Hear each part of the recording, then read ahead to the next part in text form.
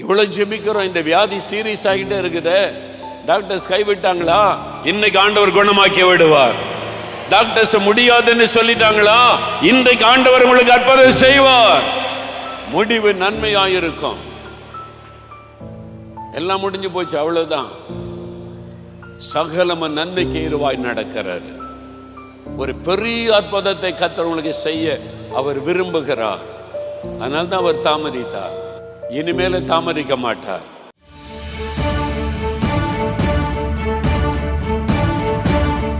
மனிதனுடைய பாவத்திலிருந்து விடுதலை பெற ஒரே ஒரு வழி இயேசு கிறிஸ்துவின் ரத்தம். ரத்தம் சிந்துதல் இல்லாமல் பாவ மன்னிப்பு உண்டாகாது என்று வேத வசனம் சொல்லுகிறது.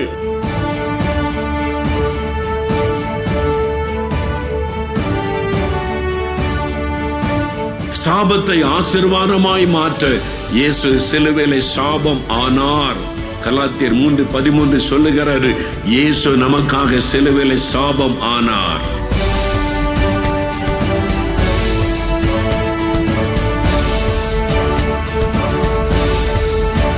உங்கள் துக்கம் சந்தோஷமாக மாறும்.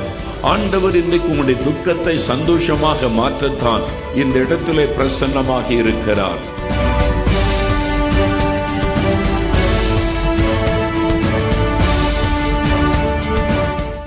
பிரியமானவர்களே, இயேசு கிறிஸ்துவின் இனிதான நாமத்தில் உங்கள் அனைவருக்கும் எங்கள் அன்பின் வாழ்த்துக்களை தெரிவித்துக் கொள்கிறோம். விடுதலையின் செய்தி என்ற நிகழ்ச்சியின் மூலமாய் உங்களை சந்திப்பதில் மிகுந்த மகிழ்ச்சி அடைகிறோம். நோயற்ற வாழ்வே குறைவற்ற செல்வம் என்பார்கள்.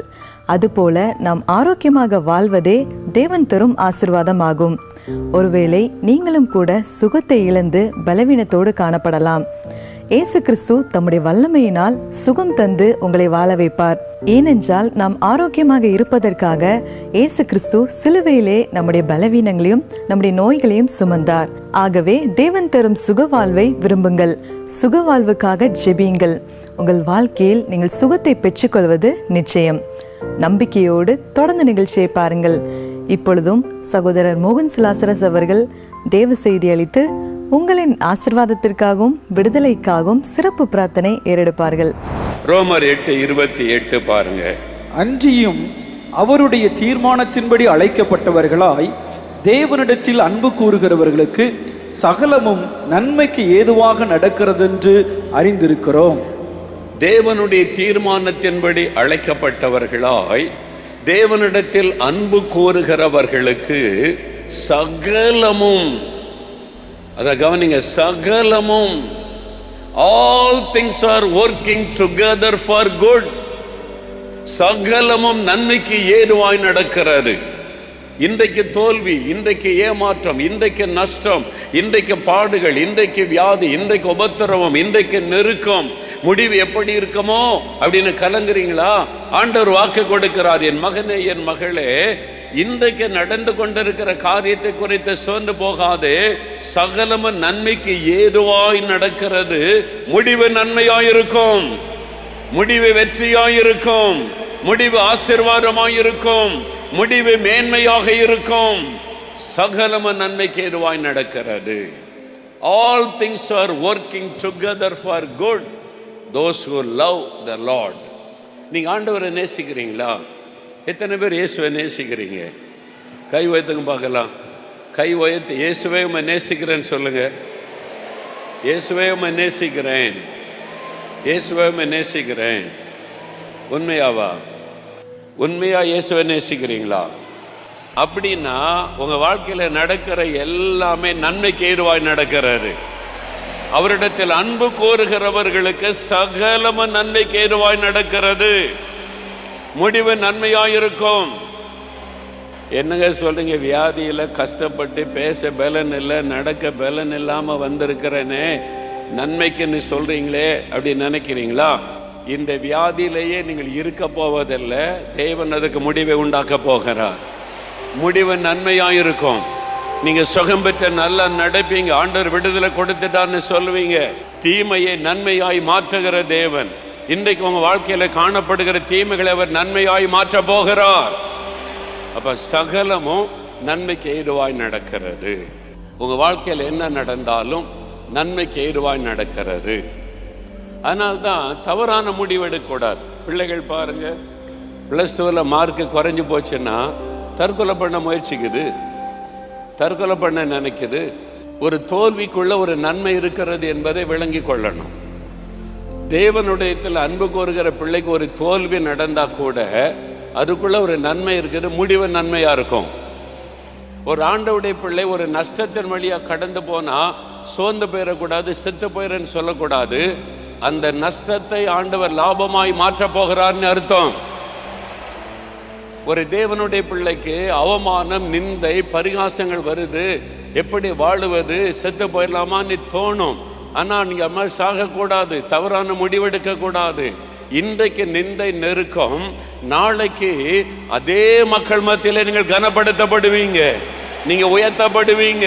முடிவு நன்மையாயிருக்கும். சகலமும் நன்மைக்கு ஏதுவாய் நடந்து கொண்டிருக்கிறது. அது ஆண்டவர் கொடுத்த வாக்கு தத்தம். விசுவாசிக்கிறீங்களா? இன்னைக்கு என் வாழ்க்கையில நடக்கிற எல்லாத்தையும், தீமைகள் எல்லாவற்றையும் நன்மையாய் கர்த்தர் மாற்ற போகிறார். முடிவு நன்மையாய் இருக்க போகிறது. யாருக்கு தெரியும்? இன்னைக்கே இந்த மாற்றம் ஆரம்பித்து விடும். இன்றைக்கு அற்புதம் நடந்து விடும். வேதத்தில் அப்படி ஆதாரம் இருக்குதா? வேதத்திலும் ஆதாரம் இருக்கிறது, இன்றைக்கு நடைமுறையிலும் ஆதாரம் இருக்கிறது. யோவான் 11ஆம் அதிகாரத்தில் ஒரு சம்பவம் இருக்கிறது. ஒரு குடும்பம் இருக்கிறாங்க, மார்த்தாள், மரியாள், லாசரு. அப்பா அம்மா அவங்களுக்கு இருந்த மாதிரி தெரியல, தாய் தந்தையர் இருந்த மாதிரி தெரியல. அப்போ இயேசு அவங்களோட அன்பு வைச்சதுனால இயேசுவை தகப்பனா தாயா நேசித்தாங்க. இயேசு அவர்களை தன்னுடைய பிள்ளைகளாக நேசித்தார். லாசருவனுடைய சிநேகிதன், லாசரு இயேசுவின் சிநேகிதன் என்று அழைக்கப்பட்டான். அப்படிலாம் நம்ம வாசித்தா தெரியும். அந்த குடும்பத்தை இயேசு ரொம்ப நேசித்தார். இயேசு எருசலேமுக்கு வரும்போது இந்த பெத்தானியா கிராமம் 2 மைல் தூரத்தில் இருக்கு. எருசலேமிலிருந்து 2 மைல் தூரம். இப்பவும் அந்த கிராமம் இருக்குது, பெத்தானியான்னு தான் அதுக்கு பேர். இயேசு அவங்க வீட்டில் வந்து தங்குவார், அவன் சீஷரோடு வந்து தங்கிட்டு போவார். அந்த மாதிரி இந்த குடும்பத்தோட நல்ல உறவு இருந்தது. லாசரு வியாதிப்பட்டு விட்டான். இயேசு ஊழியத்துக்காக கலிலேயா பகுதிக்கு போயிட்டார். இப்போ லாசரு வியாதிப்பட்டு விட்டான். ஃபோன் பண்ணி தெரியப்படுத்த முடியாது. அந்த காலத்தில் ஃபோன் வசதி கிடையாது. பஸ்ஸில் போய் சரி சொல்ல முடியாது, பஸ்ஸு கிடையாது, ட்ரெயின் கிடையாது, நடந்து தான் போகணும். ஆள் மூலமாக தான் தகவல் சொல்ல முடியும். இயேசுக்கு ஆள் அனுப்பினாங்க. அவர் எங்கே இருக்கான்னு தெரியாத, கண்டுபிடிச்சு போங்க. விசாரிச்சு இயேசு எங்கே இருக்கார், இங்கே வந்தாரா, இந்த கிராமத்துக்கு வந்தாரா, 2 நாளைக்கு முன்னால் வந்தார், இப்போ இல்லையே, இப்போ எங்கே போயிருக்கிறாரு, இந்த பக்கமாக போனாங்க. அப்படியே கண்டுபிடிச்சு வர்றதுக்குள்ள வியாதி அதிகமாகி லாசரு மரித்து விட்டான். லாசரு இங்கே மரிச்சாச்சு. இப்போ ஊர் மக்கள் என்ன சொல்கிறாங்க? இயேசு கிறிஸ்து குருடருக்கெல்லாம் பார்வை கொடுத்தாரு, சப்பானியெல்லாம் நடக்க வச்சாரு, இவன் வீட்டில் வந்து விருந்தெல்லாம் சாப்பிட்டாரு, இவனை சாகாமல் இருக்க பண்ணியிருக்கலாம்ல, இயேசு ஏன் இவனுக்கு அற்புதம் செய்யலை? ஊரெல்லாம் பேசுகிறாங்க. எப்படி இருக்கும்? நீங்கள் தானே ஜபன்னு 4 மாவட்டிக்கு போய் இந்தியான்றீங்க. எங்களை பார்த்தீங்களா? ஞாயிற்றுக்கிழமை காலையில் சர்ச்சுக்கு போவோம், சாயங்காலம் சினிமாவுக்கு போவோம், ஜாலியாக இருப்போம், நல்லா தானே இருக்கிறோம். அப்படி கிறிஸ்தவங்க உங்கள் வீட்டு பக்கத்தில் இருக்காங்கல்ல, அப்படி தான் சொல்லுவாங்க. அவங்களுக்கு அப்படி கேவலமாக தான் தெரியும். இயேசு வரும்போது தெரியும் உங்கள் கதை. அல்லேலூயா. ஆமாம், இப்போ நம்மளை பார்த்து அப்படி தான் தெரியும். என்ன ஜபம், என்ன தேசத்துக்காக ஜபம், என்ன கண்ணீர் ஜபம், எதுக்கு அழுக ஜபம், இப்படி பரிகாசமாக தான் தெரியும். இப்போ அவங்களுக்கு அப்படி தான் நினச்சாங்க. இயேசு கிறிஸ்து ஏன் ஊருக்கெல்லாம் அற்புதம் செய்கிறாரு, இவனுக்கு அற்புதம் செஞ்சுருக்கலாம்ல. இயேசு நினச்சிருந்தா அவருக்கு தெரியும் லாசரு வியாதிப்பட்டிருப்பது. அவர் எல்லாவற்றையும் அறிந்தவர். அங்கிருந்து ஒரு வார்த்தை சொன்னாலே போதும், லாசருவே ஒரு வியாதி விலகுகிறது சொன்னால் போதும், சுகமாயிரும். இயேசு சொல்லலை. அப்போ ஆண்டவர் தாமதிக்கிறார். ஏன்? மாத்தாளும் மரியாளும் அழுகிறாங்க, கண்ணீர் வடிக்கிறாங்க, ஊரை திரண்டு வருது. எதுக்கு இந்த உபத்திரவம், எதுக்கு இந்த இழப்பு, எதுக்கு இந்த மரணம், எதுக்கு இந்த வியாதியின் வேதனை, எதுக்கு இந்த குடும்பத்தில் இவ்வளவு அவமானம்? எல்லாருக்கும் என்ன, இயேசு ஊருக்கு தான் நன்மை செய்வாரா? உங்கள் வீட்டில் வந்து நல்லா சாப்பிட்டு போனார்ல, வந்தாரா உங்கள் வீட்டுக்கு? அவனுக்கு சுகமாக்குறதுக்கு வந்திருக்கலாம்ல. தெருவில் கிடக்கிறவனுக்கெல்லாம் அற்புதம் செய்கிறார் இயேசு. உங்கள் வீட்டில் வந்து விருந்தெல்லாம் சாப்பிட்டு அற்புதம் செய்தாரா? பரிகாசம் பண்ணுறாங்க. ஊருக்கு வீடு வீடா பேசி இருப்பாங்க. ஏன் ஆண்டவர் இதை அனுமதித்தார்? இயேசுக்கு தெரியும் முடிவு நன்மையா இருக்கும். இயேசு என்ன சொல்றார் பாருங்க, யோவான் 11ஆம் அதிகாரம் 4வது வசனம் வாசிங்க. இயேசு அதை கேட்ட பொழுது, இந்த வியாதி மரணத்துக்கு ஏதுவாய் இராமல் தேவனுடைய மகிமை விளங்குவதற்கு ஏதுவாய் இருக்கிறது. இந்த வியாதி மரணத்துக்கு ஏதுவானது அல்ல, முடிவிலே தேவனுடைய மகிமை வெளிப்படும். சகலமும் நன்மைக்கு ஏதுவாய் நடக்கிறது தேவனுடைய பிள்ளைகளுக்கு. லாசருடைய குடும்பமும் இயேசுவை நேசிக்கிற குடும்பம். அந்த குடும்பத்தில் வியாதி, மரண போராட்டம், மரண வேதனை, மரண நெருக்கம். ஏன் இந்த வேதனை? ஏன் இந்த மரண படுக்கை? ஏன் இந்த கைவிடப்பட்ட நிலைமை? இயேசு எங்க போனார்? இயேசு சொல்லுகிறார், இது மரணத்துக்கு ஏதுவானது அல்ல, தேவனுடைய குமாரன் இதிலே மகிமைப்படுவார், முடிவு நன்மையாயிருக்கும். லாசரு மரிச்சிட்டான், இயேசு தாமதிக்கிறார். இயேசுக்கு தெரியும் லாசரு மரிச்சிட்டான். உடனே இயேசு வந்தா கூட எழுப்பியிருக்கலாம். இல்ல இல்ல, அடக்கம் பண்ணட்டும்,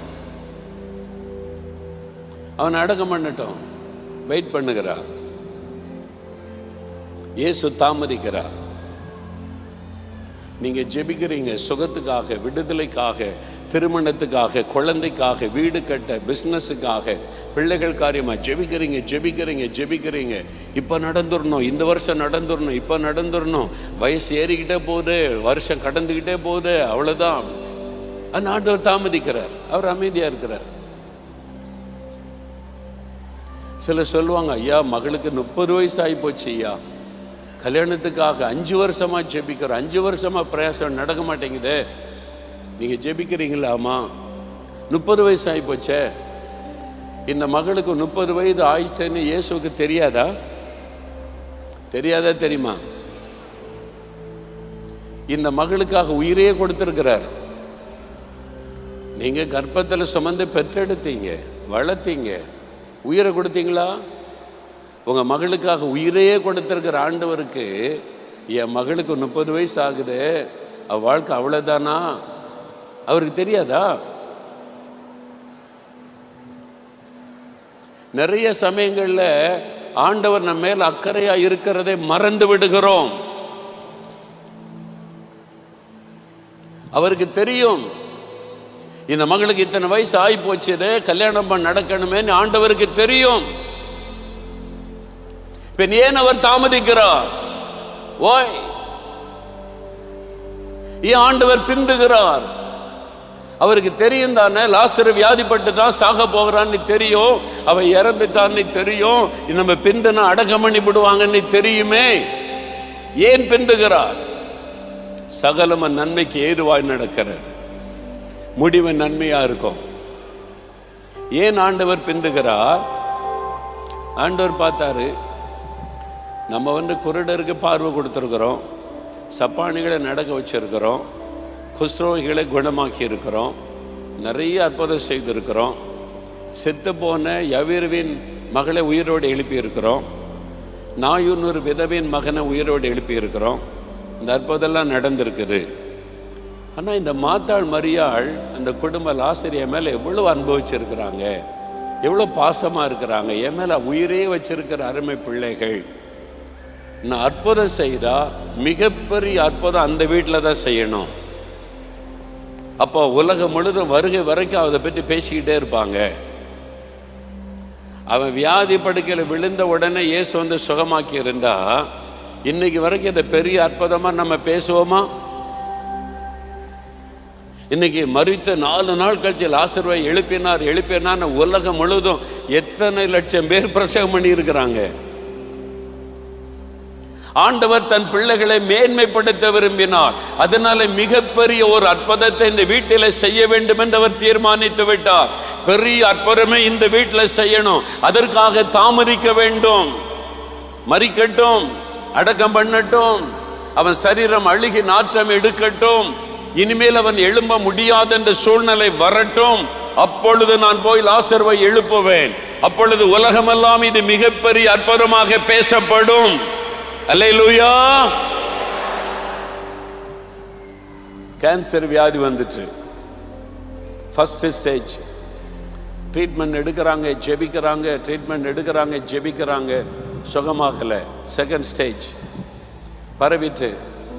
செகண்ட் ஸ்டேஜ் ஜெபிக்கிறாங்க, உபவாசிக்கிறாங்க, ஊழியர்கிட்ட சொல்கிறாங்க, ஆஸ்பத்திரியில் ட்ரீட்மெண்ட் எடுக்கிறாங்க, சரியாயிர மாற்றம் வருமானு பார்த்தா தேர்ட் ஸ்டேஜ் போயிட்டு.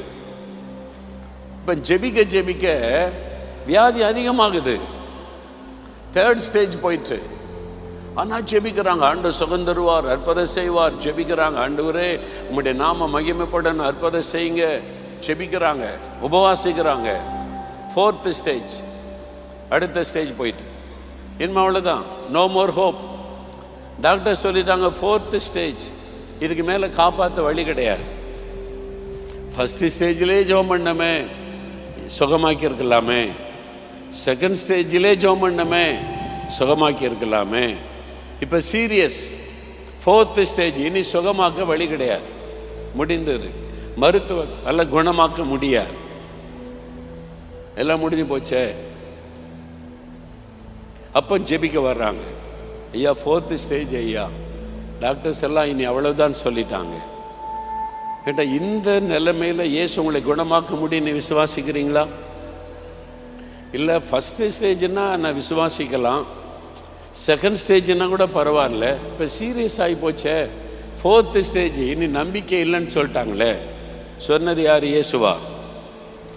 மகனே மகளே, உனக்கு ஃபோர்த்து ஸ்டேஜ் வந்துட்டு, ஃபர்ஸ்ட் ஸ்டேஜ்னா பரவாயில்ல, நான் அற்புதம் செய்யலாம், இப்போ ஃபோர்த்து ஸ்டேஜ் எல்லாம் முடிஞ்சு போச்சு, இனிமேல் ஒன்றும் பண்ண முடியாது அப்படின்னு இயேசு சொல்லுவாரா?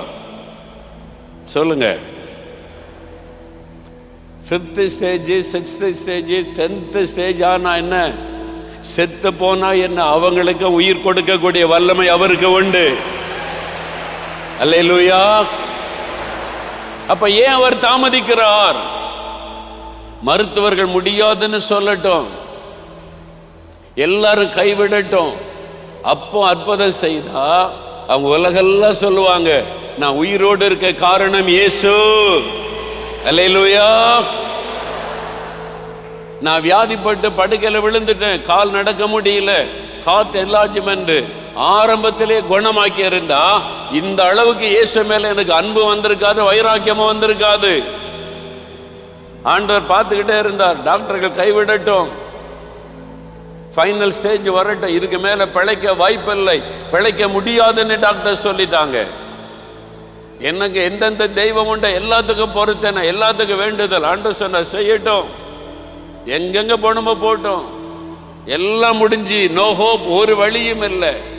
அப்போ அழுதுகிட்டு சாக கடந்து மூச்சு அப்படியே இழுத்து கொண்டு இருக்கிறது, மூச்சு விட கஷ்டம், இனி பிழைக்க வழி இல்லை.